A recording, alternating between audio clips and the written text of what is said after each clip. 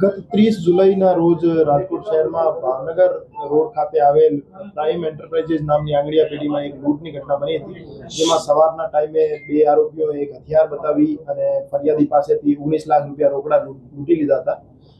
માનનીય CP sir Brajesh Kumar જાસર અને additional CP sir ચૈતન્ય મંડલિક sir દ્વારા રાજકોટ શહેર ક્રાઇમ બ્રાન્ચ અને બી ડિવિઝનની ટીમોને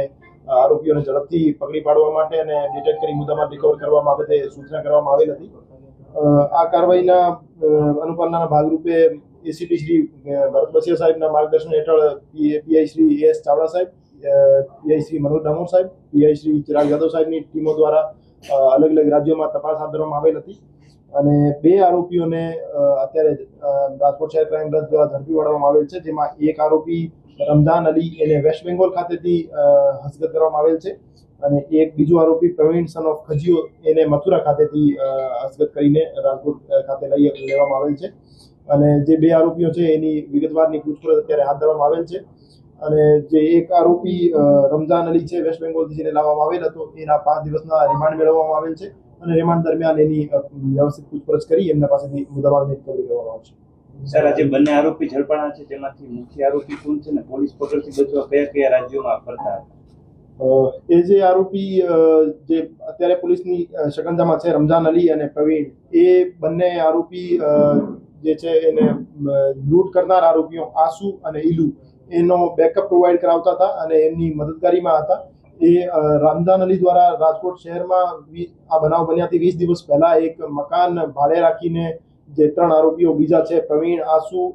અને ઈલુ, આ ત્રણેયને મકાન અપાવવામાં આવેલ હતો અને પછી જે મુખ્ય આરોપીઓ આસુ અને ઈલુ છે જેને લૂંટ કમિટ કરી છે એ બંને રેકી કરી હતી અલગ અલગ જગ્યાઓની અને પછી 30 તારીખે છેલ્લે એને આ લૂંટ કમિટ કરી અને પછી અહીંથી અલગ અલગ જગ્યાએ અલગ અલગ રાજ્યોમાં નાસી ગયા હતા, જેમાંથી રમઝાન અલી વેસ્ટ બેંગોલ ખાતે જતો રહ્યો હતો અને પ્રવીણ જે છે એ મથુરામાં જતો રહ્યો હતો. તો અમારી ટીમો રાજસ્થાન, યુપી, એમપી, વેસ્ટ બેંગોલ ઇત્યાદિ રાજ્યોમાં તપાસ કરીને પછી છેલ્લે રમઝાન અલીને વેસ્ટ બેંગોલ ખાતેથી ઝડપી પાડવામાં આવેલ છે અને પ્રવીણને મથુરા ખાતેથી પકડવામાં આવેલ છે. બાકી જે બે આરોપીઓ છે એની અત્યારે શોધખોળ ચાલુ છે.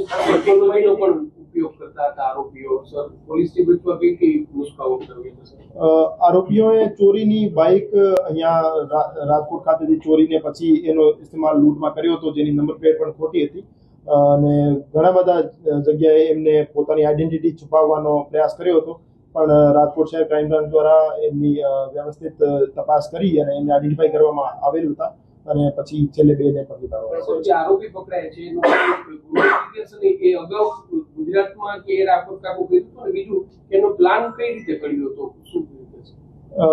અત્યારે જે બે આરોપીઓ પકડાયેલ છે એમાંથી પકડાયેલા આરોપી પ્રવીણ સન ઓફ ખજીઓ જે છે એમને વિરુદ્ધ રાજસ્થાનમાં ડીગ ડિસ્ટ્રિક્ટમાં 2 આર્મ્સ એક્ટના ગુના દાખલ થયેલા છે અને બીજું એક જે આરોપી છે આસુ ઉર્ફે આસ મોહમ્મદ અયુબ, એ મથુરાનો રહેવાસી છે, એના વિરુદ્ધ ઓનલાઈન રેકોર્ડ ચેક કરતા આઈસીજીએસમાં 22 લૂંટના અને ડેકોઇટીના ગુના એમના વિરુદ્ધ દાખલ થયેલા છે અને અમારું માનવું છે કે ઓફલાઈન રેકોર્ડ તપાસવામાં આવે તો એના વિરુદ્ધ 40 કરતા વધારે ગુના દાખલ થયેલા હોય છે. એ હથિયાર અમારું હજુ સુધી માનવું છે કે એ સાચું જ હતું અને આસુ ઉર્ફે આસ મોહમ્મદના કબજામાં હતું અને જ્યારે એ આરોપી પકડવામાં આવશે તો એમની પાસે હથિયાર પણ કબજે કરવામાં આવશે. Follow for more updates. VRM9 News.